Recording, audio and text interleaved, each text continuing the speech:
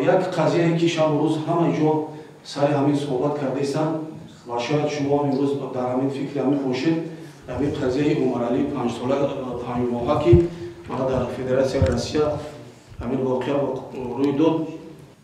ما همون روزی که همین قضیه شنیدیم وزارت و سفارت تاجیکستان در روسیه ارتباط گرفتیم.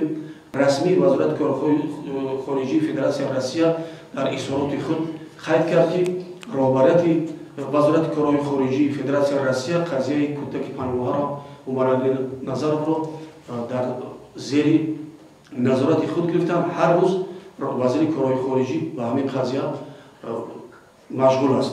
منتظر باشیم که همین با چی می انجامد، برای اینکه هر روز ما با رهبریت این کشور، رهبریت وزارت کارهای خارجی فدراسیون روسیه در تماسیم و وعده داده ایستند. خیلی می‌بینید کمیته تفتیشاتی فدراسیون روسیه قضیه را زیر نظارت خودشان گرفتند. مادامی که استخف با این قضیه مشغول است، این به واسطه به امر پرزیدنت فدراسیون روسیه میشود همه این کارها. برای همین خواهش میکردم که در این رابطه بیان یک کمتر